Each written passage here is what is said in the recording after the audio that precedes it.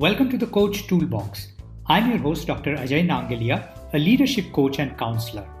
This channel supports your professional and personal development as a leader with research-based and practice-focused learning. And we bring you the best career and life advice from guests who've been there and done that successfully. And now, our session today. Let's talk today about becoming a leader of influence. You see, most leaders are effective at leading their teams and all the people in their own businesses because they rely on the power that comes from their place in the organization structure. Many of them depend on command and control model or authority structures, chain of command to have their ideas and instructions follow. However, once these leaders reach senior levels, they need to develop another skill set as part of their inventory to succeed as senior executives. And this is the skill of influence. So, as a senior leader, you need to develop influence as part of your leadership style because this approach and skill will help you work with your senior colleagues across organization silos from different geographies and with customers and other external stakeholders. Using influence, you can get your ideas, points of view, and recommendation for action approved more often than not because of the credibility that you've built up and nurtured with your peers and stakeholders over time. Therefore, developing and using influence is more than just a set of skills or a conversation script to follow. It's an investment in yourself first and then in relationships with others. So, the goal of our conversation today is to give you some ideas and insights on how you can start becoming a leader who carries influence with internal and external stakeholders that matter to you.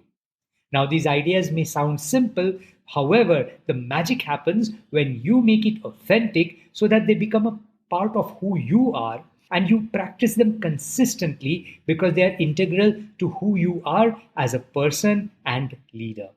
It's not possible to switch on influence or use it only when you need it on certain occasions because that's not what I mean by becoming a person or a leader of influence. So, here are ideas that you need to integrate into your being to develop influence in your leadership repository. Let's start with my favorite strategy to become a leader of influence. And this is to develop expertise.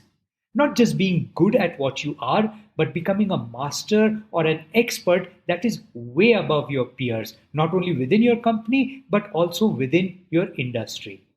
This means investing time and effort and money in gaining knowledge and expertise by perhaps ongoing certification and credentialing, investing in professional qualifications, investing time, effort, and money in reading up in industry journals, reading up on techno-economic, socio-political aspects of your business and industry, and being very, very up to date on technology and your competition.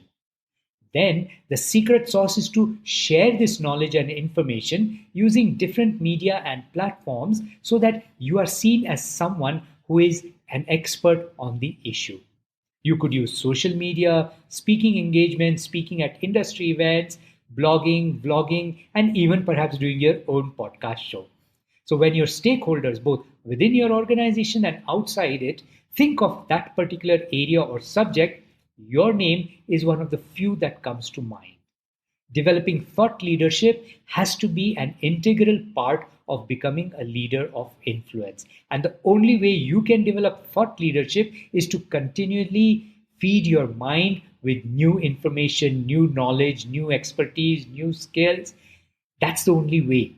If you don't put in new stuff, you'll only keep on rechurning the old stuff. Now, one way to execute this strategy is to become a teacher. As a teacher, you have the opportunity to share your knowledge and skills with your team members and other stakeholders. So look for as many opportunities to teach and share your knowledge and wisdom. As a teacher, you build a special bond with your student that transcends designation and status in life and that many times lasts forever. As a teacher, you are a positive influencer because you help create change in the life of another person. Now, part of being a teacher is to care. And therefore, part of developing influence is to learn to care and to demonstrate this care in ways that are authentic and sustainable. John Maxwell says it best when he says, people don't care how much you know until they know how much you care. So people notice your acts of kindness. They are able to sense your heart's intent when it is unconditional. And this creates a virtuous circle that cycles back to you. You can't fake this, nor can you build it up overnight with just one transaction. It's an investment in building your own life brick by brick as you become a person of influence. The next most important aspect is to invest time and effort in developing your network of connections. You can be a recognized expert, but influence comes when you have invested in social capital with your stakeholders within your company and within your industry. You see, being a social hermit or being a class one jerk dramatically erodes any positive influence that you might have. So make a map of key organization stakeholders and even industry stakeholders and reach out to them and build connections with them. Once you've made the map of who are these key people you need to be connecting with, look for events or opportunities to build that connection and then focus on common areas to build a relationship with them. This is not a one time effort, but can take a few months or even a few years to develop.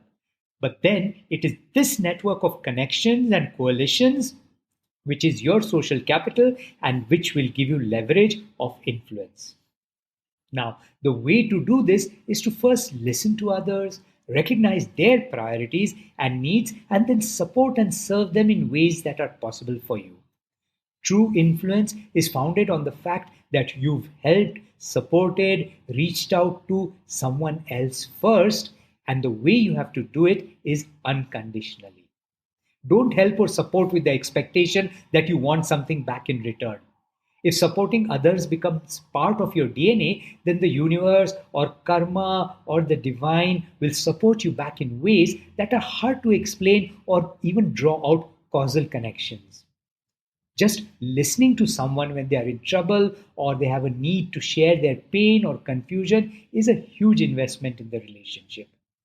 Being caring to a colleague or co-worker when in need, even if they don't know you directly or even if they are not part of your team, is an awesome way to invest in lives and relationships. Even if the person you support or reach out to is in no position to do anything in return for you, you will have the benefits of the universe paying you back. And here's the thing, people notice these things, they get spoken about, and this is how you develop influence. Now, the difficult aspect is to do these things as part of who you are and not for publicity on social media and with no expectation of return or no hidden agenda. As a person of influence, you learn to give first. Give of your time and energy and effort to others so that you can make a positive impact on their life. Finally, an important aspect of developing influence is to have a positive attitude despite the difficult situations or the crap that may be going on around you. Now, I don't mean you have to be like an ostrich with its head in the sand. Surely there are times and opportunities when you have to speak out. But a person of influence is careful not to openly knock a system or an individual. A leader with influence is able to deal with the situation by accessing the right people and using the appropriate channels without resorting to gossiping or gaslighting.